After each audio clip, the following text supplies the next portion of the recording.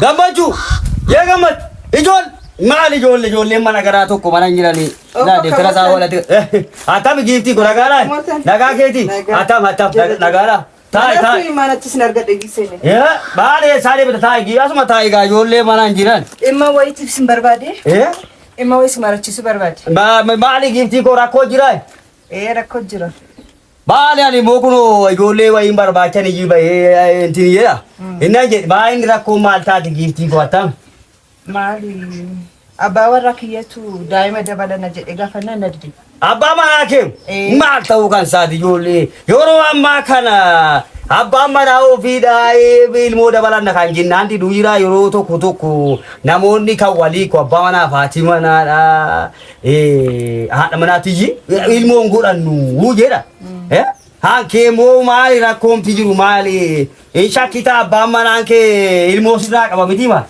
ilmummaa qaba ijoollee baay'ee qabdu miti ijoollee baay'ee qabdu maal mucaan kee inni guddaan tokko iyyuu yeroo darbe asiin na dubbisee darbe ijoollee gadha godhachuun baheessa ijoollummaadhaan ijoollee godhachuun gaaddisa namaa taati galgala keessa dhageesse yeroo ammaa kana immoo abbaa manaa faati manaadha kan isaan irratti walii kan jiran ilmoo godhannaa hin godhannu diinagdeedha maaroodha birrii hin qabnu maal jedhu hinnan jedhu amma atamu fi kophaanuma jiraata miti mana suma wajjin malee iddoo biraa namni hin jiru. Intalli tokko jirti mucaa daadaa kooti jedhee ishee wajjin jira. Mucaa daadaa kooti. Ishee innan jedhe amma ijoolleen ijoollummaadhaan ijoollee godhachuun utubaa namaa taati galgala keessa atis immoo ijoolleedha ijoollee godhachuun immoo bayeessa abbaan manaan keemuu nama gaarii bayeessa ture. Firaa wajjin jira jechuun firri kun attami firatee hammeenya waan gorsitu natti sitti fakkaata? Natti fakkaata yaa'u daa'immanleetu dabaleenes natti tola. Ijoollee bee godhachuun bayeessa. Ijoollee yeroo ammaa kana fira fuudhanii mana kaa'anii naani hamaasiin kan hin gorsitis jechuun dandeenyu hin gorsitu jechuun dandeenyu. Innaan jedhe biyyaa dhufte jettee?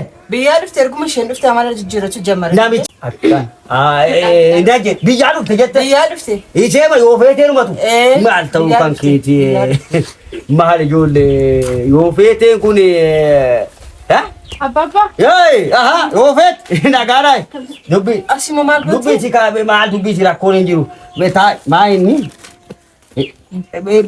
faranjiin wayii fakkaate dhufte dubbi si maal dubbi si fira keetii miti maal. Shin maal gooti asi? Isheem yeroo tokko asuma dhuftu innan jedhe maali saadii bita. Ay ክርስትና ወይ ናካስ ጀሪንቱ የሚጫኮ ወይ akkana kunoo mucaa koo maal jedhe maal gurra kooti moo maal mucaa maali eessaa fuute ሚጫት ኮ ጎዲንጆ kana quba qabdaa Dhageenya no. hin dhageenye akkas taanaan baga rabbi haadha ilmoo si taasise ka ilmootuu qabduun qabu naan jettaa nagaatti